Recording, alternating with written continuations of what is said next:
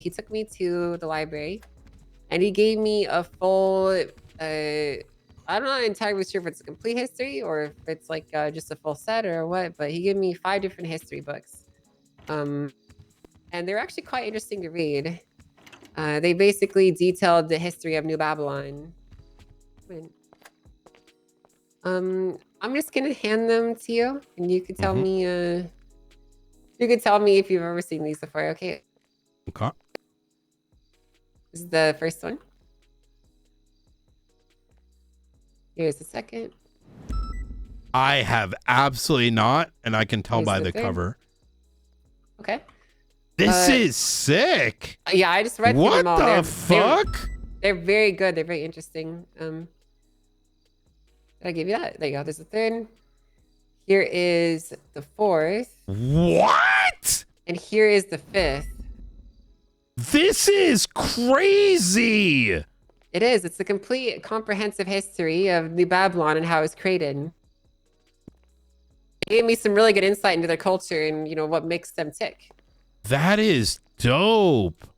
Yeah, you know, Mr. Buddha was nice enough to provide that to me. Oh, the shame pit. This is around the time that happened. Yes, I was very interested in learning more about that. So I know that I unintentionally, I wrote a huge report on it actually. Maeve was present as well, but around the time New Babylon was getting attacked by the Faceless, this is simultaneous to like myself and McNulty getting these books that read like someone that was like, imagine if Cassidy was like in New Babylon, and that's kind of what I imagine how we would write. Is that making sense, or is that too mean? Yeah, that makes sense. That makes sense. Like, it was obvious they didn't want to be there, but they had a lot of complaining to do, and they were trying to lean on me and McNulty to like shut them down. And the way that it was written was like super fucking obvious. And we were both like very confused because it was like, oh man, like these guys were leaning on you to shut down New Babylon. And, you know, they're like eating people and blah, blah, blah. And those books are in evidence. I think they're high command reports. I might be mistaken, or command reports. And it's like a whole ordeal. It was like a whole ordeal. And I was like, because I remember being very confused because there were allegations of which there was no like evidence for. And I knew enough about New Babylon to know that they're not eating people. So I was like, okay, are these people like just outsiders who are trying to get us to move in? Or is this person actually inside? And then one of their books made it clear that they were. They referenced like Speedy being a weapon dealer and like making guns like inside, which it turned out that the table that was referenced in there did not exist because we actually searched for it. Right. Well, you might be interested in book 5 then. I'm going to spoil it a little bit for you. Okay. There's a section in there that really drew my attention. I was asking, honestly, now I'm thinking about it, I should have waited to the end to contextualize this because this really wraps it up in a nice, neat bow, but I'm already in too late and I already spoiled it. So basically, while we was having a conversation with Mr. Buddha, he explains that at one point, Edgar burns a blueprints. He didn't really want to talk anymore on that. And I was kind of curious as to why. As did Speedy. Knowing that with him alleging Edgar being an asset of the Faceless, you know, whatever that blueprint he's talking about could be something very serious. In this story, as you can see here, Edgar and Arush, Speedy, take blueprints and cast them into a fire in an act of defiance against whoever is their overlords. And then the compound is repeatedly bombed for days afterwards. That is accurate. You know, I don't know. It's just, it was a really nice cap on basically all the information that I was able to gather so far from my talk with Justice Danielson, Grayson, and Falconer. I actually do think that he is an asset of the Faceless. And maybe he doesn't remember it, but let me rewind here a little bit, all right? Spoke with Danielson. He was the first person that we talked to. Nothing really new was learned there outside of this. When initially Danielson was actually the one that was taking over Lang's house arrest on a case like months and months ago. Yes. And he told me that Beric not only entered without even asking him, but essentially forced his way in and became the one that was overseeing the entire case. That is correct. I actually against his will. I had noticed this and I was so sussed, and I brought it up to, the people, because at that time I was like not involved with the Faceless. It's kind of like I didn't want to like interfere, right? Yes. But that was one of the things I was like, dog, like I brought it to Turner, I brought it to Opal and Company, and they were, it's kind of like they didn't care. You know what I mean? It was kind of like you're overthinking it. But yes. I was hella sussed out, and I was also sussed that he was there every fucking day. Yeah, it is. I am remembering the wrong character. Pretend I didn't say any of that. Okay, I don't know what you're talking about. So let's go back up here then a little bit. Let me continue explaining what I was explaining, okay? Yeah. So basically, Danielson didn't really think that anything that was happening was that improper necessarily. But Beric himself was the one who came up with the idea of house arrest. And he thought it was strange because Edgar was at the house that he wanted him to go into. He was worried about Edgar hurting Lang. And Beric said that it would be totally fine and it wasn't an issue. So moving on, we spoke with Falconer, who said that he didn't really have any inherent issues with Beric. Yeah. But he did notice that after he came back from his kidnapping and torture, that he was acting odd. I'm sure you obviously know that before Beric exploded, he said Edgar's names. Oh, no. Okay, well, I'll tell you this then. He found it very strange that, Beric was the one that took Edgar's case, specifically because before the bomb went off that hurt Beric and put him into the state that he was, he said 3 names. He said Edgar, Brandon, and Sonia. I don't know what that could mean, because I admittedly am a bit out of touch with some of the say that name again. Edgar, Brandon, and Sonia.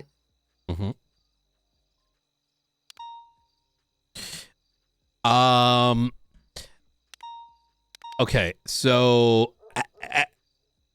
note that you're not out of your element because most of this shit just is not well documented. Poor handling case files, etc., etc.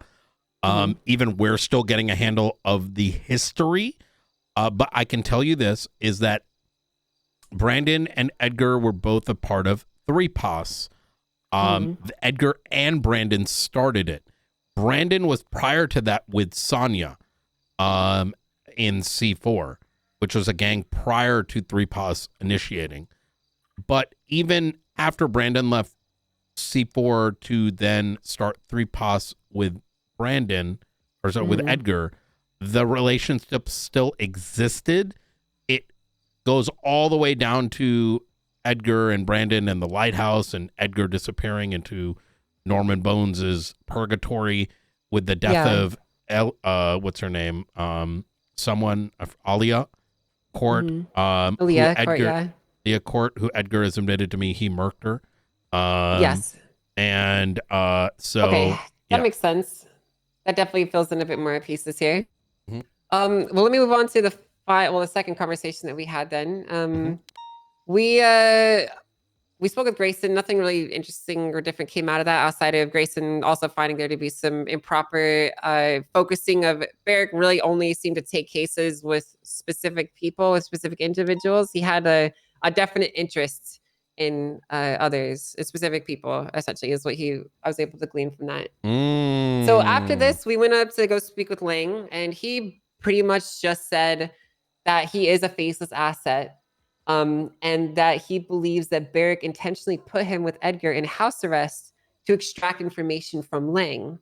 I find that to be somewhat plausible, really, considering that there would be no reason for Beric to manufacture this whole idea of house arrest and then enter and forcibly put himself onto a case and then make a decision without the primary justice or judge presiding its approval, really. That it doesn't really make sense otherwise.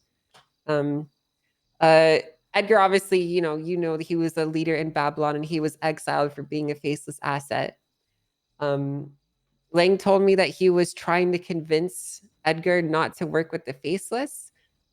He knows that Beric does work for the Faceless, and none of this is really new to you, I'm sure. When we asked him for some hard proof, and when we asked him for something that could substantiate us, he told us that Beric got a Skipper Jones transcript when Skipper Jones was speaking to the police and stitching on something while he was a judge, and gave it That's to the huge. Faceless.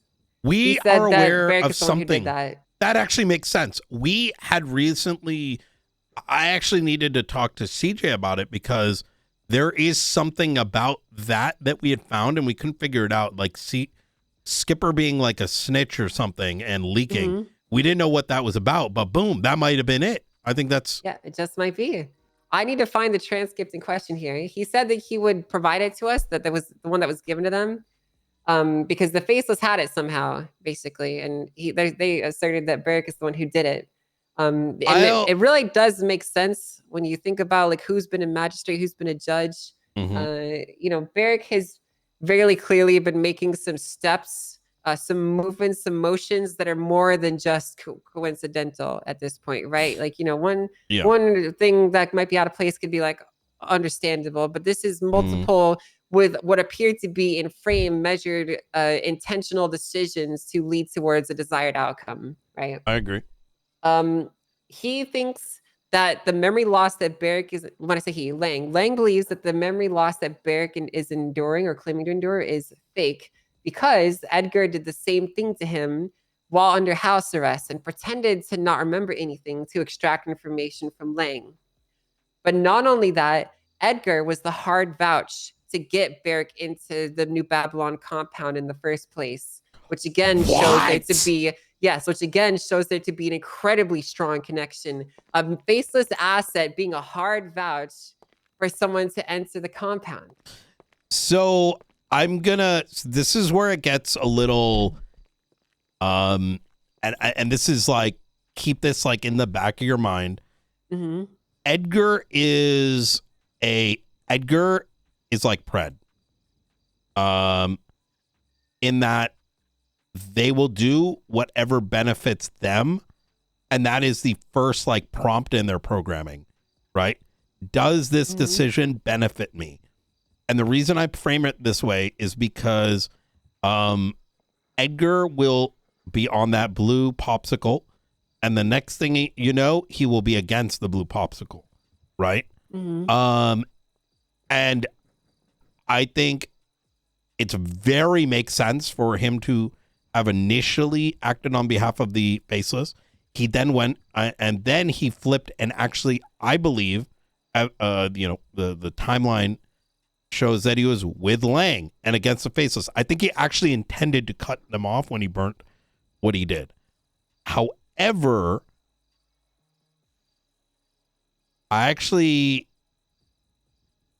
oh my God, you're opening my mind up so much right now with what you said.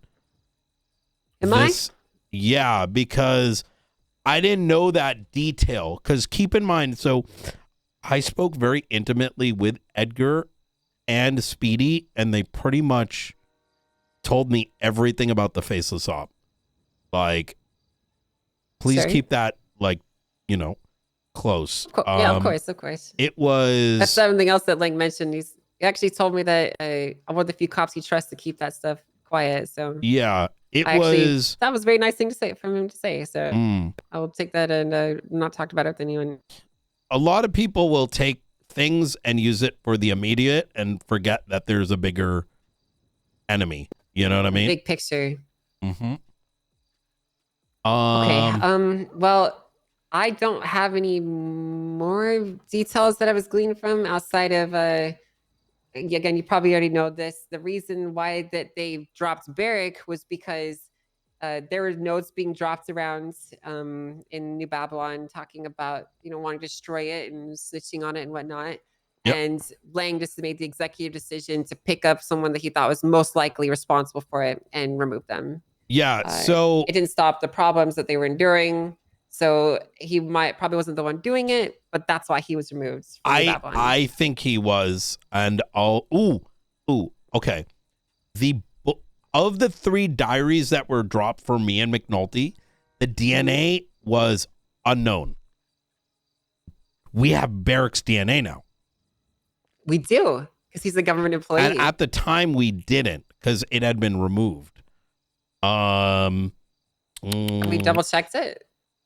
I'm gonna check it right now, actually. But the thing that made me hyper sus outside of, because me and McNulty, like, I went through the entire list of folks that we knew about New Babylon, and he was sus to me because if you read these books, I like to call it Guess Who, right? When all the plates are down, it led to either Beric or Eliza. Sorry. But I was uncertain.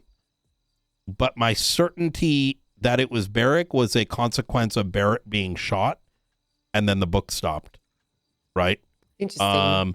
For me, that was this is 90% chance him. That would make sense. Where would I find this? Okay, this was gonna be a PD high command. And then Brian Knight. Here we go. New Babylon Insider Part 2. Okay, Part 3. Part 1. Receipt of warning. Interesting. Give me 1 sec. 922.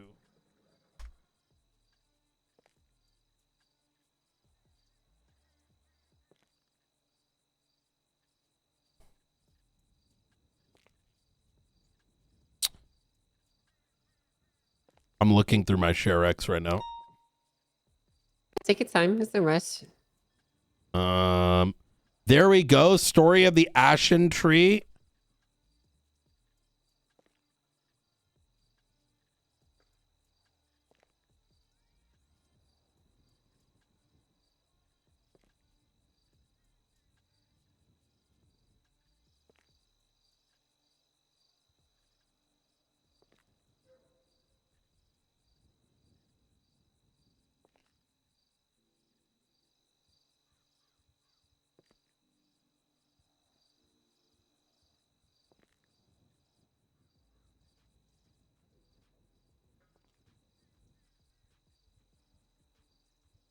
There's the book.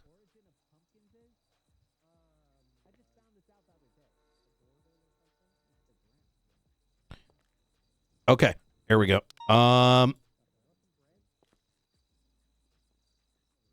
DNA is 3962.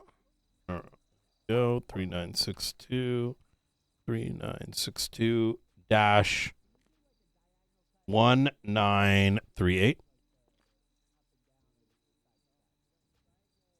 dash 4215. Evidence popped up. Unknown.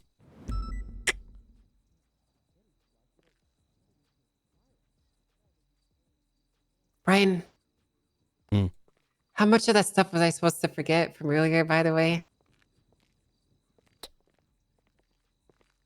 I don't know anything about the house arrest except very little details I've read in reports. Okay, all right.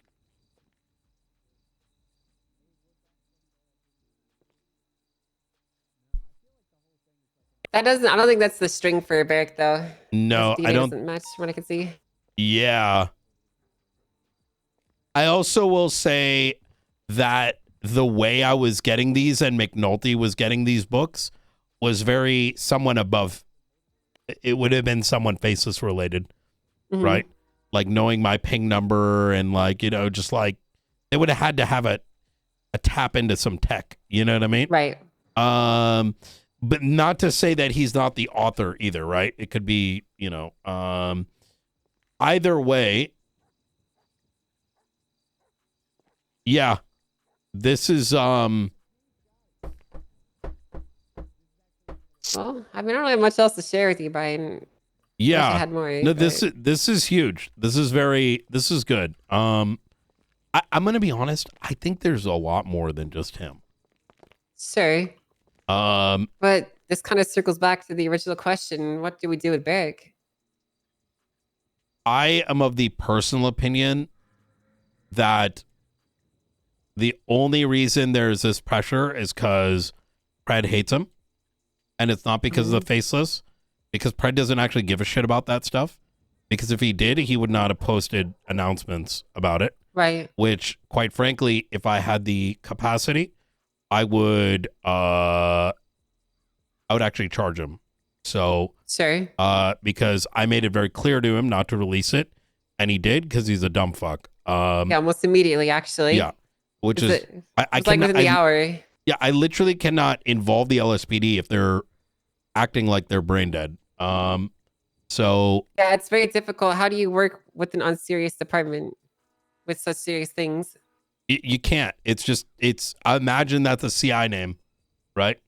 Or anything else, quite frankly. Yeah. And then the behavior in the court case, I can't. I am responsible for the people I employ and the time that they spend, and I cannot ask someone to work on something that someone's going to blow out of the water because they think it's funny. Like it doesn't make any sense. It does not. So It's very frustrating to work around because that's just kind of who he is and how he's always been, and we know he's gonna do it. So. Yep. Well, I had a thought. How much of for this... what it's worth, by the way, we are now did our first intake today, and we're slowly expanding. We're starting with intakes. Yeah. I didn't want to do any of it, but it's gotten like that. I feel like it feels like I'm getting no balls. So I said, okay, fuck it. You kind of have to. Yeah. It's, well, listen, I mean, that's how it begins. Listen, I think will be completely fine. You know, the marshal's initial mandate when it started getting dragged into stuff like that, that's actually how this all went for me too. You know, I was just trying to work on regular cases, and then, you know, we get like a flood of IA stuff, and eventually we started picking up the cases, and, you know, we made good progress with them. And truthfully, I think as long as you actually, you know, do your job properly, no one will have a legitimate reason to be upset with you, right? For me, so I don't think it'll be that big of a deal. Honestly. No, I don't think so either. I think it's gonna be fun as shit because I live for tears. So yeah, you know, it's I think that if you're being objective and reasonable and doing just your job in a completely factual way, it's not gonna be a problem.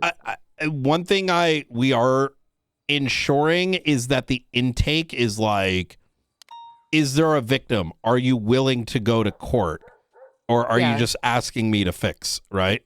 Yeah, it's important to filter that out because so many people will come to you with, I was on a call and this guy was like, you know, he said a mean thing to me. He was mean. He did this thing. And then it comes like all the way down a month later and they're like, well, it's not a big deal anymore. It's like, well, that's not a big deal. I don't really care. Yeah, exactly. So as long as you avoid that shit, it'll be fine. I also don't want to do like petty shit, but things like this are pretty fucking serious. Yes. I will also admit it is very difficult to do.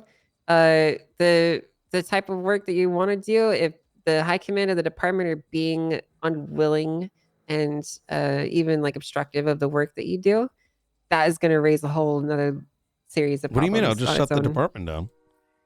Well, yeah, I know you could do that, but the problem is that, like, that's you know what's dangerous? There's a lot that comes with it. Yeah, but here's the thing, Angel. If I get kicked out tomorrow, I'm chilling. That's what people should be afraid of, right? Sure. Like I'll press that damn button if I genuinely can justify it, you know? Yeah, I know. And then I'll sit back and I'll eat some popcorn. The button's there for a reason. the button's there for a reason. Okay? Yeah. I mean, like when I created the marshals, I gave them the power to seize and destroy departments for a fucking reason because there's a good chance that some fucking idiot somewhere is going to do some stupid shit that needs to have it done to him. Yep. So. And honestly, I'm very comfortable with you having that authority. It's not very many people in this city I would feel good about it. So I appreciate that. In terms of what to do with Berric, I think for me, and I tried to explain this that day. I'm good with it either way. I genuinely, I almost lean more towards it's safer for him to be in a department like BCSO where his actions can be monitored, because the worst he can do is release anything Faceless related. He can't really touch, right? Sure. And so in my mind, the worst he's going to do is release something that doesn't do a lot of damage, and then he's fucked and everyone around him. You know what I mean? Yeah. It's like, in a way, he's easier to monitor. I would be more afraid of him manipulating out of office people to do things for him. Yeah.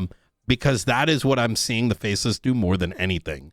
There's a lot of people being manipulated to do stupid shit on behalf of them. So yeah, that makes sense. But you know, I was thinking about interrogating him, not interrogating, but having another conversation with them. And you could tell me this is a bad idea, and collating not all the information that we have here, because a lot of this is information that I really don't plan on telling anyone ever again, besides, you, if you want a refresher. But, getting some of the safer things that I can talk to him about, like the cases that he chose to take over and whatnot, and see if he even remembers any of it. I think you should. I'd even say, I think you should demand a medical notice. Of have what? Him evaluated. Yeah. Right. Well, I want to do that, but I also want the medical records. I need him to provide that information because I need to know that this is actually legitimately happening to him. 1,000%. And you as the employer have that authority. Like, I mean. Yeah. So I think that's kind of where I'm going to go from here on that. You don't think it's going to be a problem keeping him employed, though, if it does come down to that? What am I? I don't think so. It depends on your threshold. It's hard for me to answer that question for you, only because it's a risk assessment, right? I can tell you that I'm going to be fine with it. I think it's how much are you willing to take on what the LSPD pressure might be, them holding it above your head, which I personally think none of that should be considered. Anyways, so who knows? I don't think so. I guess we'll see. Yeah, I'm but pretty I will certain execute my duties to the end faithfully. So it doesn't really matter either way. Yeah. Yeah, I mean, I think I'm willing to shoulder it. I don't know if Frost is. He is admittedly getting a lot weaker in the knees these days. I think that dealing with the constant conflict from Pred is kind of wearing him down, because he's not ever had to deal with that before. He was a PPO like 6 months ago. It's extremely annoying more than anything, right? Sure, exactly. But for him, it's such a new sensation that I doubt that he's used to dealing with it. For me, it's just another day. I could do this all day long. Be completely okay with it. But for him, it's a lot, right? Yeah. Well, regardless, I appreciate you talking. Yeah, 100%. Me about this, Brian. Thank you. Yeah, of course. All right. There's very few people I would actually feel comfortable talking about it with. So. Well, hey, I feel the same way. So. All right. Well, thank you again. I'm probably going to take note of these books and just kind of document them a bit further. It'd be good to have our own records of them. Yep, absolutely. All right. Well, thank you so much, Angel. I appreciate it. Yeah, thanks for taking time out of your busy day to come talk to me. Of course. Take care. You too. Oh, hey, what's up, guys? I mean, like, it's called a honeypot. You know what I mean? I'd use him as a honeypot. Like, what's he going to do that the archivist can't do? Right? If you know, it's like anything else, you know you believe 90%. Like, what the fuck's he going to do?